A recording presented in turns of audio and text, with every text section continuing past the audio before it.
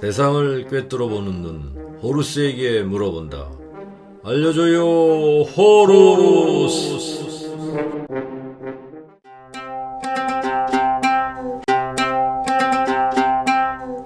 카본 마이크는 오랜 동안 우리 생활에 영향을 미쳤습니다.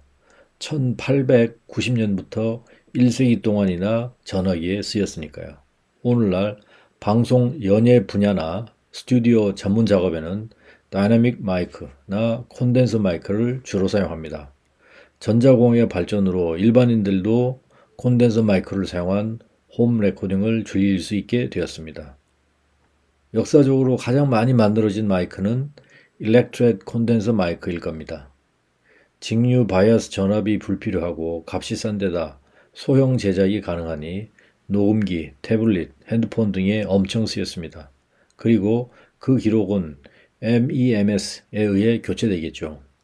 1년에 수억 대씩 만들어지는 스마트폰에 한 개 이상의 MEMS 실리콘 마이크가 장착되니까요. 또 다른 측면에서 유명세를 떨친 마이크가 있으니 미소 냉전 초기 소련 발명가 레온 테레민이 만들었던 무선 마이크입니다. 소련 주재 미국 대사관저에서 발견된 스파이 장비인데요. 더 싱, 그냥 거시기로 불립니다. 1945년 8월 4일, 그러니까 일본 히로시마의 리틀보이 원전폭탄이 투하되기 이틀 전입니다. 소련의 청년 사절단이 동맹국의 친교 표시로 미국 대사인 윌리엄 해리먼에게 독수리 문양을 양각한 목재 액자를 선물합니다. 이 액자는 1952년 조지 캐난 미국 대사가 공개 언급하기까지 7년 동안 소련 내 미국 대사 관저인 스파소 하우스에 걸려 있었습니다. 거시기에는 소리에 따라 진동하는 얇은 컨덴서 전극과 여기에 붙은 4분의 1 파장 크기의 안테나 그리고 관련 전자소자가 달려 있습니다. 하지만 전원 공급 장치도 없고 증폭 기능을 가진 전자부품도 포함되어 있지 않았습니다. 어떻게 작동하였을까요? 도청을 하려면 외부에서 거시기 안테나의 공진 주파수에 해당하는 라디오 전파를 쏘는데 이걸 조명, 일루미네이팅이라고 합니다. 거시기의 안테나가 공진하면 전류가 발생합니다. 이걸 전원으로 하여 거시기는 관저 내에서 발생하는 소리를 다시 무선 신호로 만들어 발신합니다. 그러면 떨어진 곳에서 소리로 복원하여 내부의 얘기를 엿게 되는 거죠.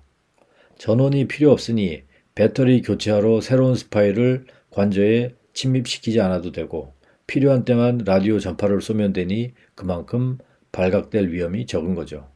공진 주파수에 의한 유도 전류 발생은 라디오나 아날로그 텔레비전의 전파 수신 원리입니다. 당시 기술로 아무런 전원 없이도 도청 내용을 송신할 수 있도록 한 것이 놀라운 것이죠. 유도 전류를 이용한 신호 발신은 버스, 전철에 사용하는 교통카드에 적용되고 있습니다. 교통카드는 자체 전원이 없어도 리더기에 올리면 리더기와 공진하여 유도 전류가 발생합니다. 그 에너지로 교통카드에 있는 요금 정보를 리더기에 송신합니다. 우리가 사무실 출입에 사용하는 각종 ID 태그도 동일한 원리를 이용한 것입니다. 거시기가 사용하는 주파수를 쓰는 또 다른 장비나 리시버가 주위에 있다면 들킬 수도 있습니다. 우연히 이런 일이 벌어졌습니다. 1951년에 영국 대사관에 근무하던 직원이 소련 공군용 라디오 주파수에서 미국인들의 대화가 흘러나오는 것을 듣게 됩니다. 이 사람은 말하자면 감청을 하고 있던 셈이죠. 가는 날이 장날이라고 소련에서 미 대사관저로 라디오 신호를 조명하고 있었던 거죠. 미국은 와이드밴드 수신기로 동일 현상을 확인합니다. 딱 걸린 거죠. 1951년 3월에 미 국무부 소속 전문가 존 포드와 조셉 벤지안이 미국은 물론 영국과 캐나다 대사관을 조심스럽게 뒤집니다. 무선 신호를 보내며 반응하는 곳을 찾아서 장소를 좁혀가는 것이죠. 마침내 베지안이 독수리 문양 액자에서 발신기를 발견합니다. 미소 양국 간에 난리가 났겠죠. 하지만 얘기는 다른 방향으로 전개됩니다. 영국은 암호명 세이티어를 붙여 거시기를 역설계합니다. 1950년대에 걸쳐 영국 미국, 캐나다, 호주가 이 장비를 사용했고요.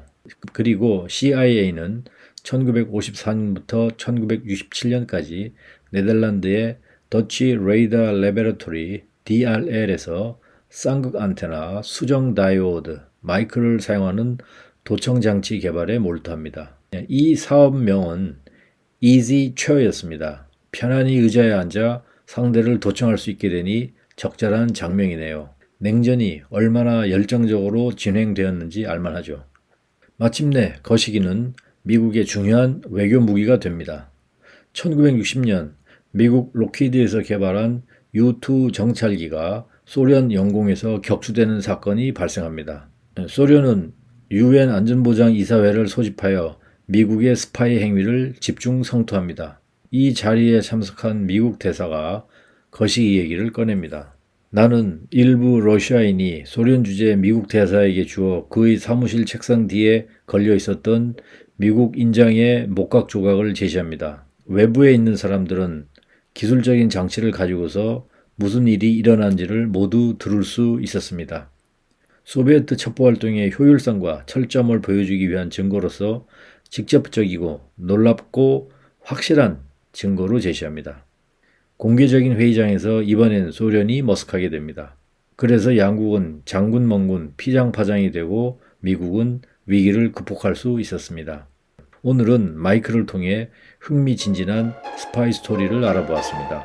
다음에는 어떤 얘기를 들을 수 있을까요? 알려줘요. 호루스!